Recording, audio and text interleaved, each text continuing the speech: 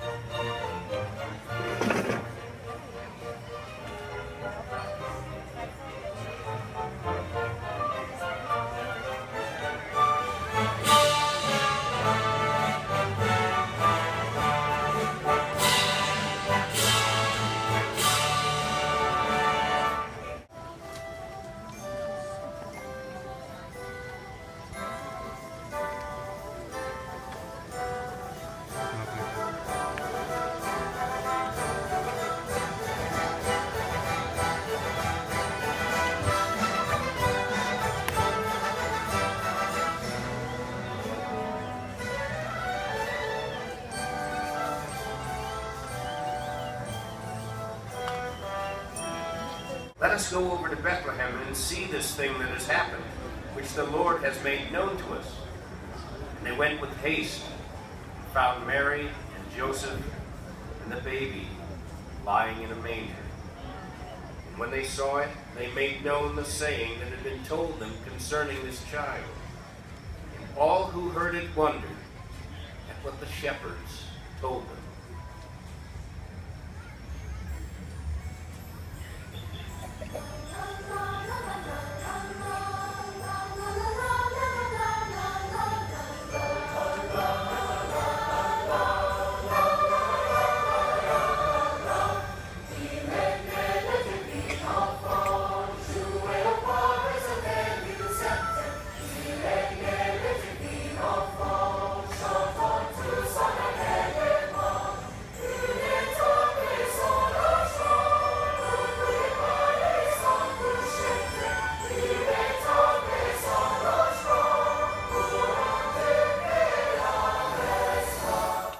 So that's a little preview of what is in store if you go to Candlelight Processional. Now, of course, they do have dinner packages. They do have preferred seating. They do have, if you're deaf and you want to see the show, they have an interpreter and a deaf section.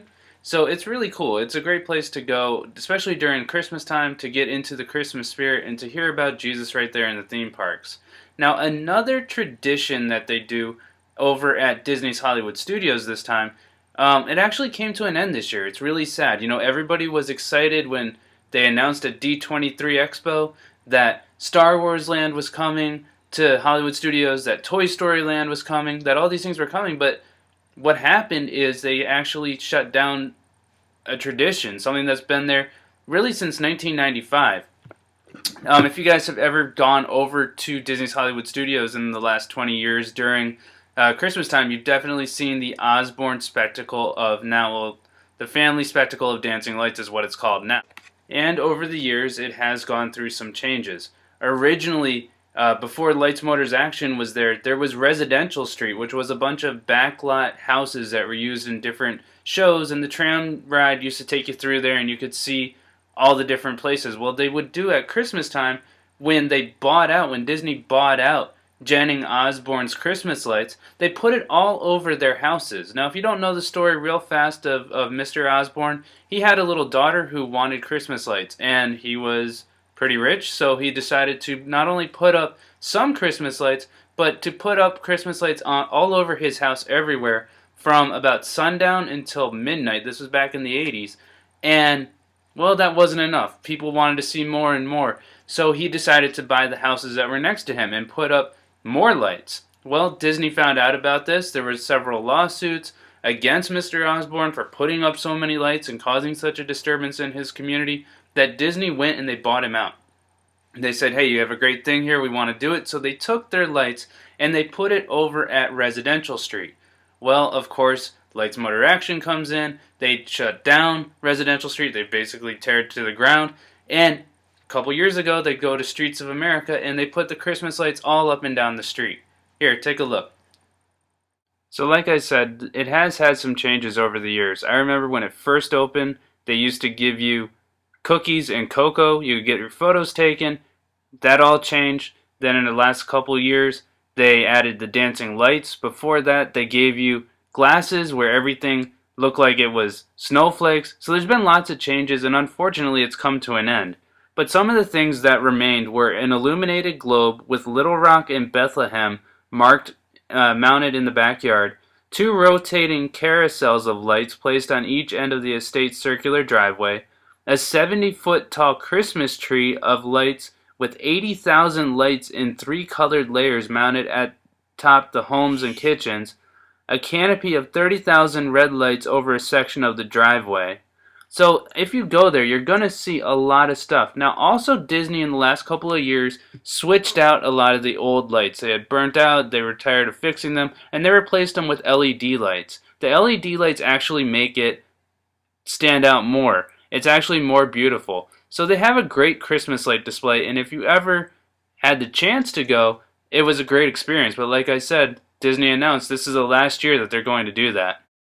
So one of the things I loved about this display was they were not afraid to talk about Jesus. They had a canopy with tons of angels who flew overhead, wise men, shepherds, like I said, the map with Bethlehem and Arkansas where all this light display originated, right there over the Streets of America, so everybody could go and everybody could look at it. The nativity scene was also something that the family had, and they had actually got that made for them by artists over at Epcot. Now they had it on display right there, again, under the angels, so it was definitely a lot about Jesus, but it was also a lot about fun, so again, where faith and fun collide.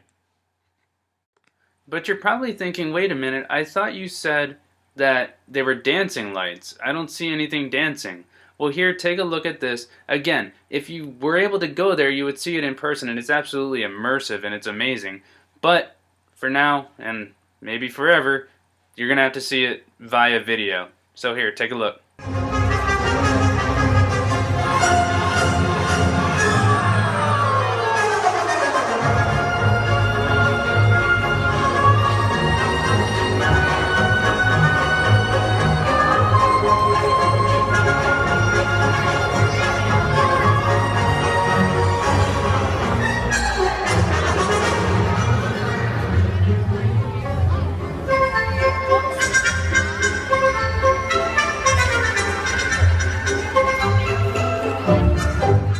So the Osborne lights were always a lot of fun, and unfortunately this is the last year, it was the last year that you're going to be able to see it.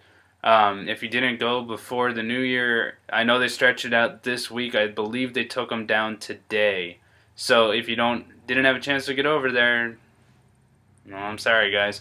But there is another thing that we were able to do that is a lot of fun, and that's over at Busch Gardens, Tampa Bay.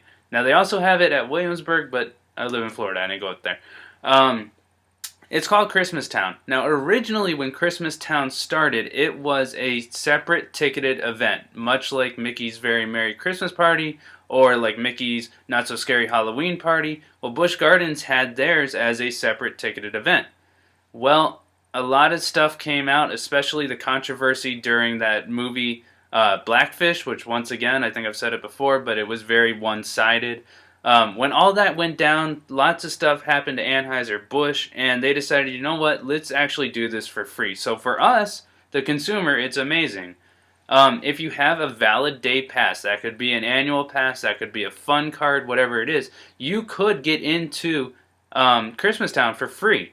Now, Christmastown is beautiful. First off, they have Christmas lights everywhere. Here, take a look at what I mean. Literally, from the minute you walk through the gates, you are surrounded by Christmas lights. Christmastown is where Busch Gardens, Tampa, transforms itself into a holiday wonderland of Christmas-time entertainment, holiday shopping, festive treats, and more than 2 million twinkling lights. To go along with that, there is all sorts of festive Christmas shows. They have an ice show that's Christmas on Ice, which is really amazing. It's a great show, and it's amazing what they can do in such a small place. But really the highlight of Christmastown has to be the decorations, has to be the Christmas lights, the hot chocolate. Really, it's a great way to get into the Christmas spirit. One of my favorite things at Christmastown has always been the nativity scene that is made out of topiaries, basically trees that are shaped like Jesus and Mary and the angel and the sheep and the camels and everybody else.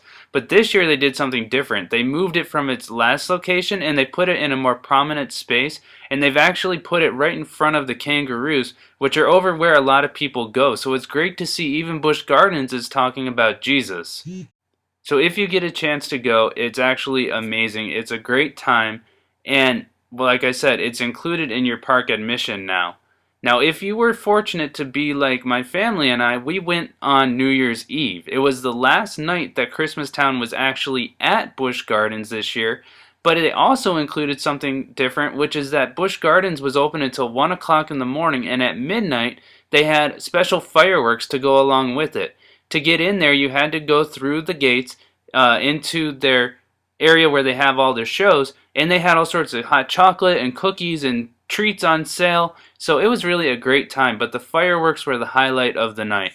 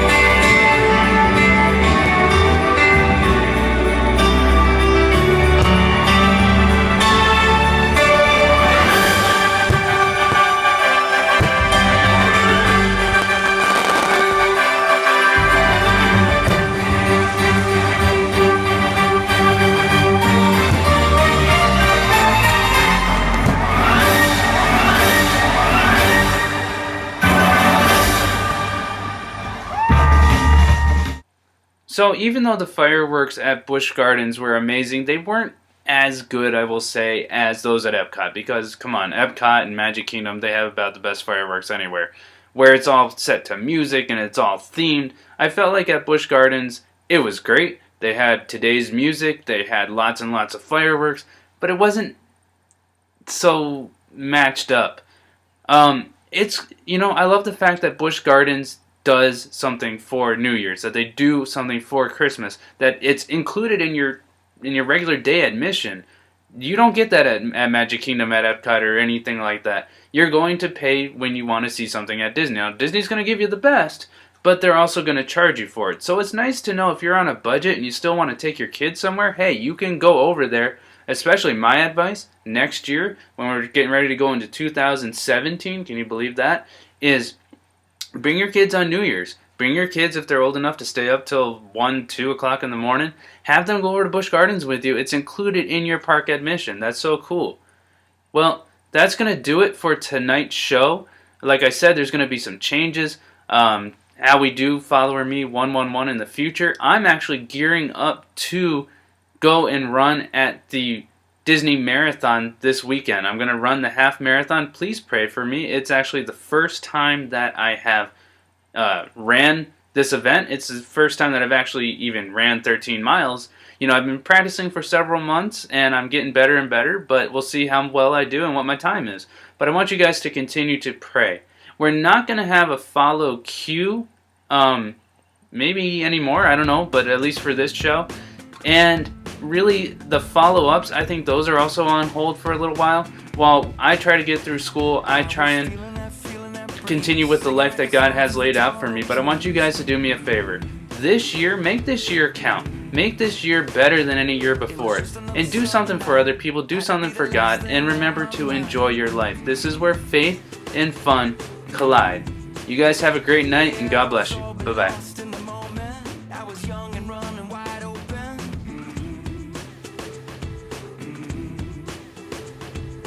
Just another summer night, had to be the last thing on